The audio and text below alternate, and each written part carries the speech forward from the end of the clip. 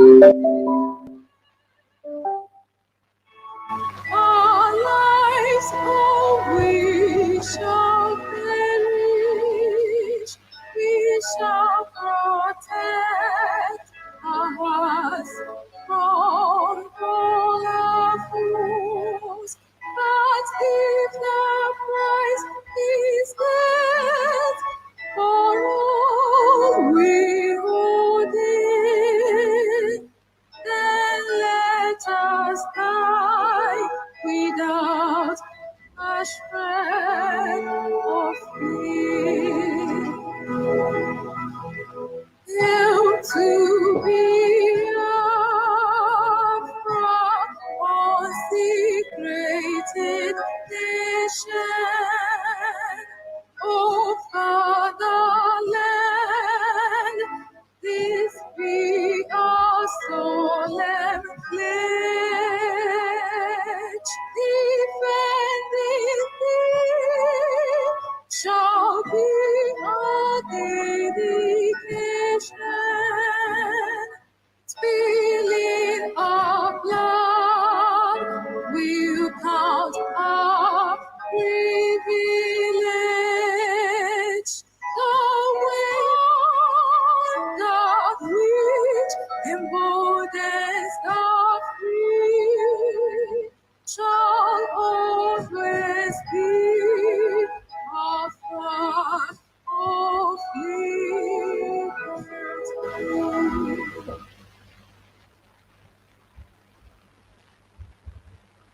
Ladies and gentlemen, the national anthem of Ambazonia.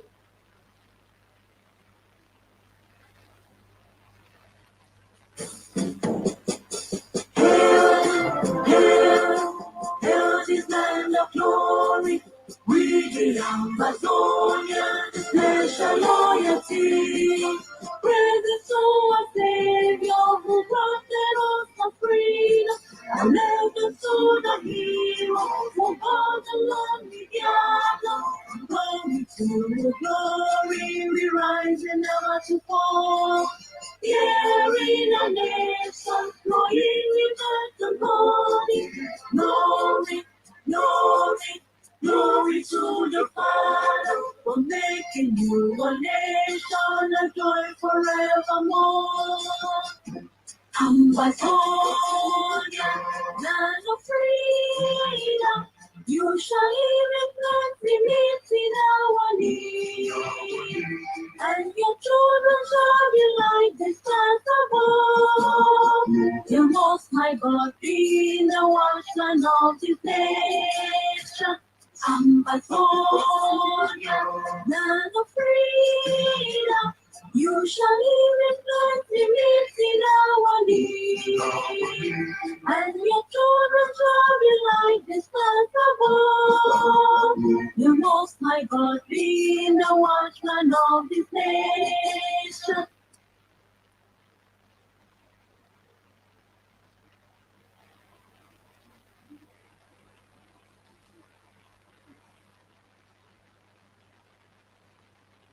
Ladies and gentlemen, welcome.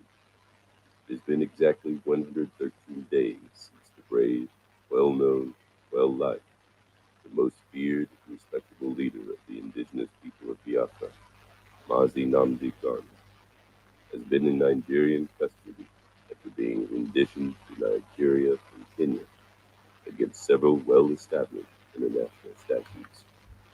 Soon, as the Directorate of Ipob became aware of the facts surrounding the abduction of its leader, the leadership body of Ambazonia Governing Council, headed by Dr. Cho Ayaba, was briefed. These cross-leadership briefings were confirmed to have began soon as the two peoples officially entered into a formal alliance in 2021. Dr. Cho Ayaba, who has not officially addressed the people of Biafra in person since the abduction of his comrade and friend, Nnamdi Kanu, released two short statements on the wake of the Ipob leader's illegal rendition. To the people of Biafra, the leader wrote the following message.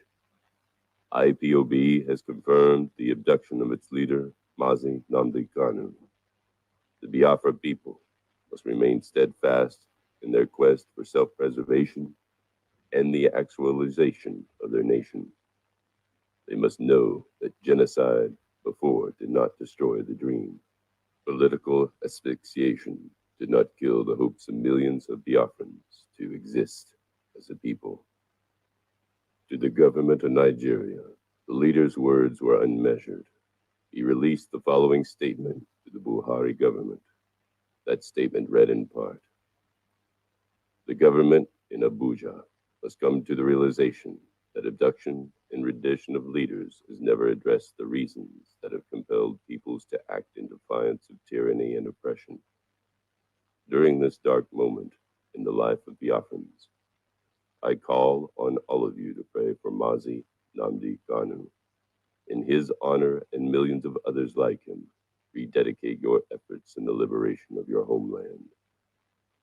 At this very moment, when the leader of the Ambazonia Liberation War is about to officially address the people of Biafra, it is important for the world to be reminded that the two peoples who have historically occupied the lands of Biafra and southern Cameroons, now called Ambazonia, share a very great and undisputed common history. The decades of manipulation of that history and the continued and current persistent attempt to exert post-colonial infringement on the legitimate rights of both peoples is why these two historically friendly neighbors are today standing up to fight and demand for what is rightfully theirs today. The following are a brief history of Biafra and Amazonia. Biafra is an African nation of about 65 million people located in the southeast of present-day Nigeria that existed prior to the advent of colonialism in the continent.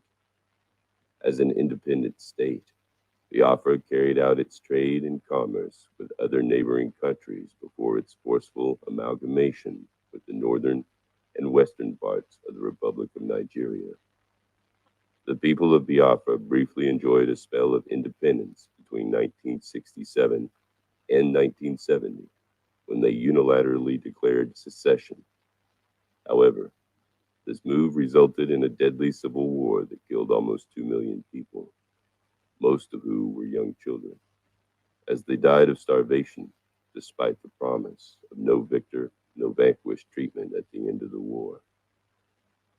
Biafrans have consistently and systematically been subjected to economic, political, and social strangulation by Nigeria.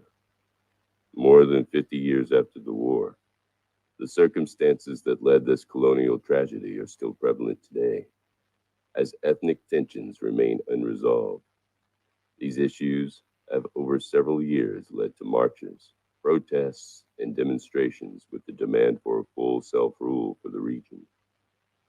Till this day, the indigenous people of Biafra, whose leader Mazi Nnamdi Kanu, currently in illegal detention by Nigeria, have, however, remained steadfast, vowing to keep on the fight in their aspiration to restore that which is rightly theirs, an independent state of Biafra. To the east of Biafra land is the former British Trust territory of southern Cameroons, now called Ambazonia, a land from where today's speaker hails from. This liberator, whose people have been battling the colonial state of Cameroon for more than 6 decades, are now in the 5th year of active combat with the genocidal army of that state. A state that just a few days ago, on October 14th, 2021, had one of its ill-trained, ill-mannered police force murdered another baby called Caroline in the Ambazonia capital of Buea. It must be known that southern Cameroon, a state which still holds the undisputable historical fact of being Africa's first democracy, had experienced a complete peaceful transfer of power after holding a free and fair election. A stable and thriving nation whose right to self-rule would eventually be violated by a decadent country, ruled from its own day capital by a few grandfathers, all of whom are close to their graves. The brief self-rule by southern Cameroons would no longer be violated of its right to self-rule by a neo-French colonial system, in complete violation of international law under the Article of 4B of the African Union Constitutive Act, an act that all national boundaries, as obtained at independence, must be respected. Cameroon, however, on October 1961, marched its army of occupation and colonial administrators across international borders into Ambazonia and have been in colonial occupation till this day. Cameroon would gradually dismantle Ambazonia's political institution to the extent of annihilating Ambazonians' world-class democratic structures, as prognosticated by a 1972 wire now declassified from the U.S. Embassy Yaoundé to the White House. Resentment grew among the people of Ambazonia. In the late 90s, various Ambazonia emancipation movements had been formed, and the voices that clamored for full independence were suppressed, just as huge mineral deposits were discovered by France, French Cameroon's colonial master. This greed would spiral out for over 6 decades until 5 years ago when the people of Ambazonia decided to fight back, method for method. With so much historical justification for both the people of Biafra and their counterparts in Ambazonia, and at a time when the Nigerian government continues to hold captive the leader of the people of Biafra, the leader of the Ambazonia's Liberation War, thought it's important that he speaks directly to the brave people of Biafra to reassure them that the Ambazonia remains firm and committed to its promise to them as a people. Ladies and gentlemen, it is under the above circumstances that the leader of the Ambazonia Liberation War, Dr. Cho Ayaba, is about to address the brave and resilient people of Biafra, Ambazonia's first friend with a shared border within the Gulf of Guinea. Live from the Ambazonia Governing Council's headquarters in Norway, the leader of the Ambazonia Liberation War, Dr. Cho Ayaba, addresses the indigenous people of Biafra.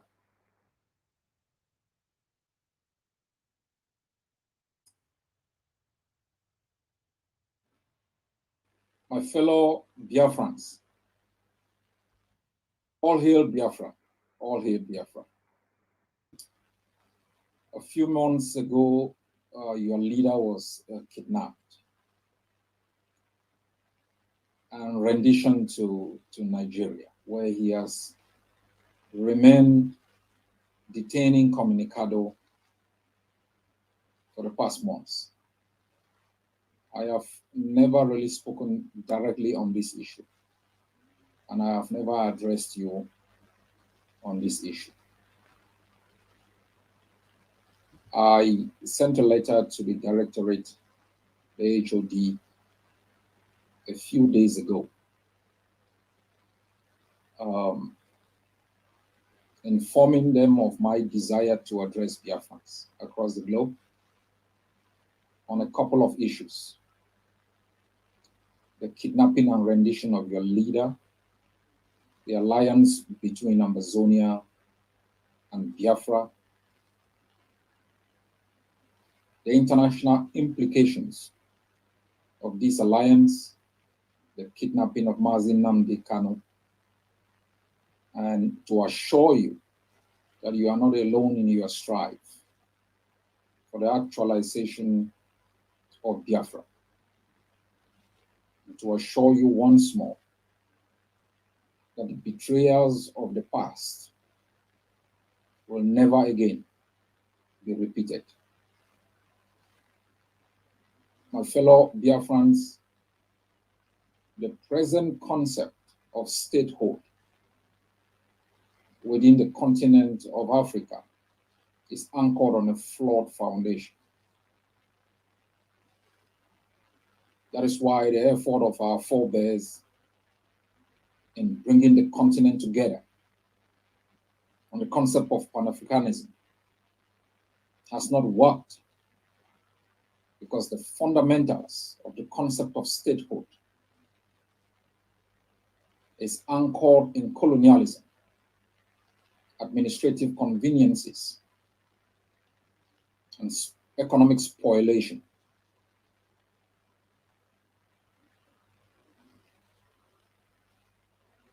Africa has gone through several tragedies, and the children of Africa are scattered across the globe in search of a homeland, in search of an identity,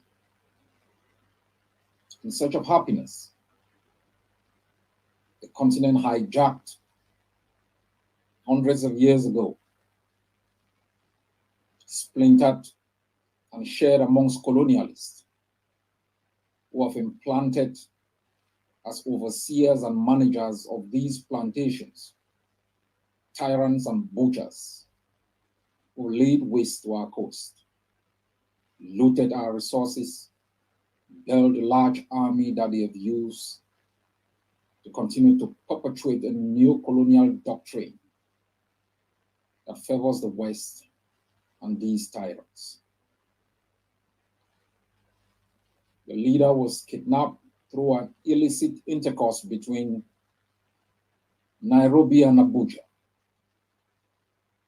The leader of the largest indigenous group in the continent of Africa. It is a shame that in the 21st century, a people like Biafrans, who have been subjected to economic deprivation, political asphyxiation, social exclusion, will still be treated with contempt and disdain. Let me remind Nigeria that you didn't win the war. You won the battle of 1967. You've never won the war. And the reason for Nigeria's arrogance is reflected in the fact that despite a genocide committed on you, millions of Biafrans butchered, Nigeria has never apologized. There has never been accountability. Nigeria has continued with a vindictive perception as though Biafra was conquered.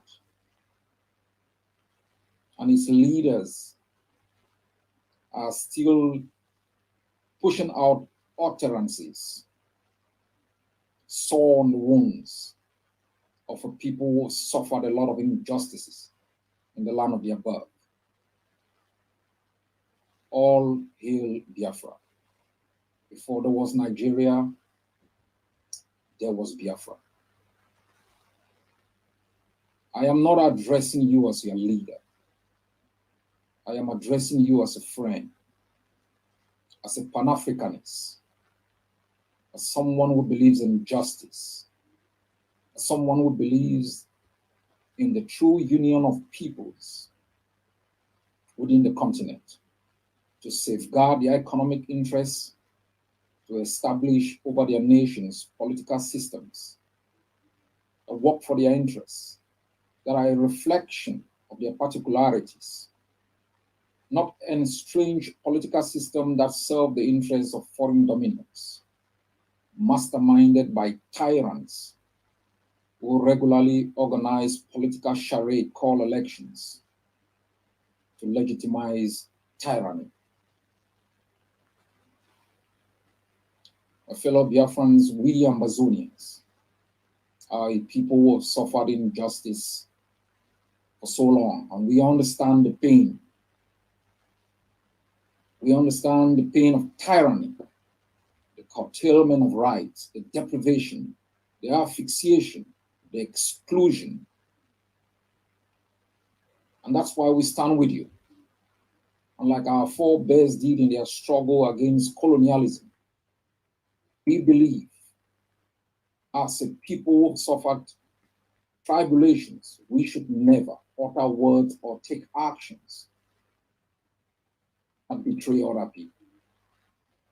That is why I led Ambazonia into an alliance with Biafra, because you are a permanent neighbor.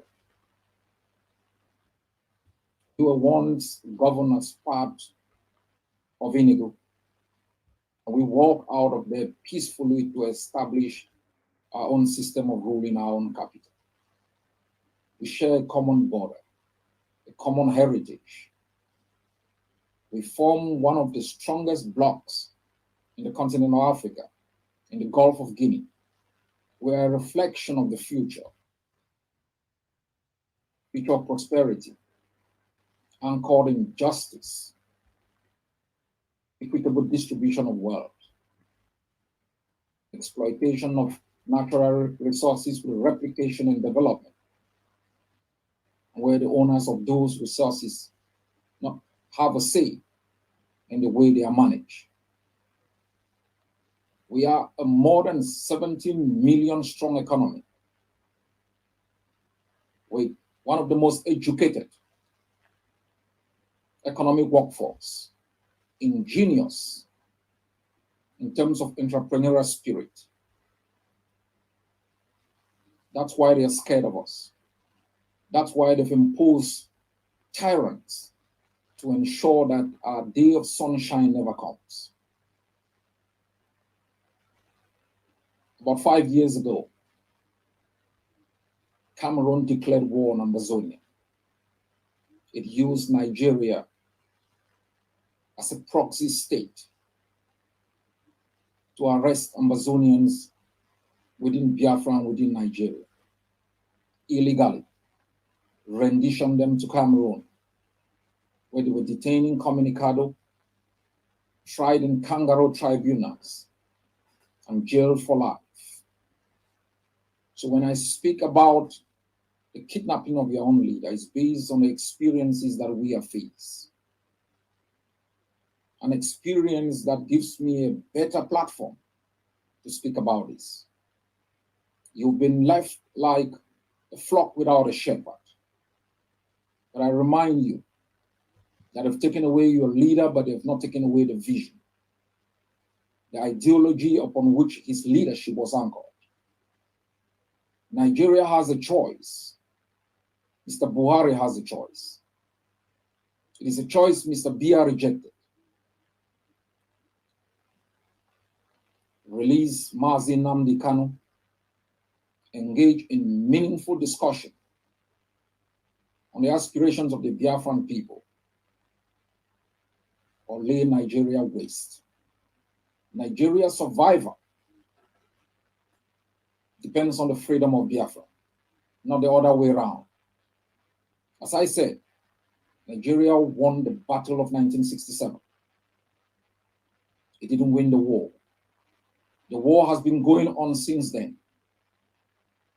Only one side has been armed, acted with impunity, and with a sense of callousness, as though Biafrans were captured and conquered people.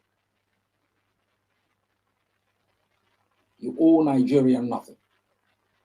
Nigeria owes you its future, its economic stability, its political future. And you Biafrans must be treated with respect. Ambazonia will continue to support you, to encourage you. Whatever you decide about the outcome of your struggle, the method you want to use is a choice only Biafrans can make. Whatever choices you make, you can count on the support of my leadership. You can count on the solidarity of the Ambazonian people. That for us Ambazonians, we want a stable neighbor, one that respects human rights, one whose political institution is a reflection of the particularities of its own people, its heritage, and its future. You can be rest assured that the freedom of Ambazonia will be meaningless without the freedom of Biafra and all other peoples whose destiny have been held hostage by this illicit intercourse between modern-day enslavement manifested in the tyranny of tyrants imposed over our own nations. We will never forgive. We will not build peace and reconciliation commission. There will be truth and accountability. All those who looted our resources, laid bare our territories, murdered our people, committed genocide on us, you will be held accountable through time and space. Only then, when we can hold people accountable, shall we in the future stop impunity. Shall we hold leaders accountable for their acts when they were in power and out of power? All those who've enabled colonialism through the legitimization of tyranny and puppets over our countries will be held accountable. I continue to encourage you in your strives to be free, in your daily struggles, in the strategies you employ. And you must be reminded, all those who have died have not died in vain. All those who are in jail have not lost their liberty in vain. Never give up. Be reminded that our both lands are flowing with the blood of patriots who have been murdered by those who took us captives. And on a daily basis, as we continue to struggle to ensure that our people are free, that our destinies and future are secured and anchored in justice, we must be reminded of other struggles, the sacrifices made by peoples. We are now scattered across the globe, living under democracies where we have the right to speak and sometimes be listened to. For all of those who are out of Biafra, you must continue to add your voices to ensure that your leader is released and that the dreams of the Biafran people is realized. I've not come here to make you feel it's going to be easy. Tyranny is entrenched.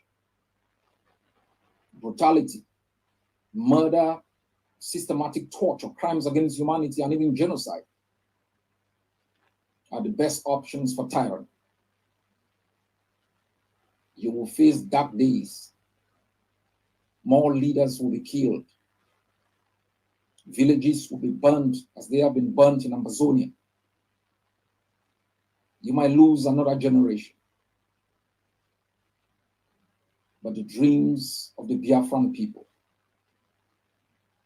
as manifested today in the enthusiasm which this generation has injected in the struggle, will be realized. It's in your hands to make it happen. It's in your hands to make it fail. As for us, Ambazonia, we are already free. We have defeated Cameroon because we made a conscious decision that because occupation is predicated on economic exploitation, we were going to stop the occupier from exploiting our resources. We made a determination also that because occupation is predicated on political legitimacy, we make sure that we delegitimize the occupier in our homeland. We also realize that political stability is critical for the survival of the occupier. We made our land ungovernable. All of these strategies has crumbled Cameroon's politics within Amazonia, has elevated Ambazonia from a domestic to an international issue. And we know that the dawn of a new day for Ambazonia is just around the corner. As we continue to struggle for our own freedom, the alliance which myself and Mazi, Nnamdi, Kanu established for both peoples and both nations is going to be strengthened to ensure that after we are free, we establish a free economic zone where our both peoples can tap in both their human and natural resources to have a better life and a better future. My fellow Biafrans, Nigeria did not act alone. Kenya facilitated the kidnapping and rendition of your leader. The same crime they committed in the kidnapping and rendition of the Kurdish leader, Mr. Ocalan. We must know that Cameroon continues to work with Nigeria to perpetrate crimes against Ambazonians. These alliances are critical for tyranny. They have implications on the outcomes which we seek for our people. That is why all Biafrans and Ambazonians must understand that the alliance between Biafra and Ambazonia is critical to ensure our both survivors. We will not defeat these tyrannies alone. We must work together like a people suffocated, like a people whose existence is threatened. We must stand together in all aspects. And I'm grateful and thankful that Biafrans in their hundreds join Ambazonians across the globe in the celebration of our 60th year of independence. We will continue also to replicate with the same kindness to ensure that you are free. On a daily basis, as you struggle for the freedom of your leader, you can count on me. You can count on my added voice. You can count on my own leadership. I wish you strength. I wish your own leadership, strength, foresight, and wisdom as they lead you to the dreams which you've set for yourself, for the generation yet unborn. You must know you are a free people. It is up to you to rise up and defend that freedom, or raise your hand in surrender and allow the enemy to continue to lay waste to your territory. All hail Biafra. God bless you all.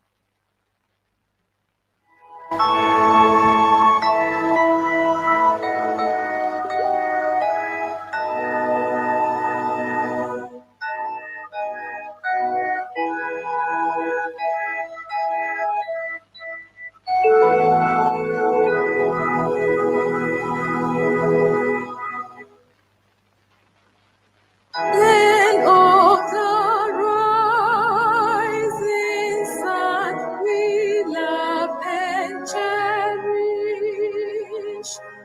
Beloved homeland of our great heroes, we must defend our lives, or we shall perish. We shall protect our hearts from all our foes.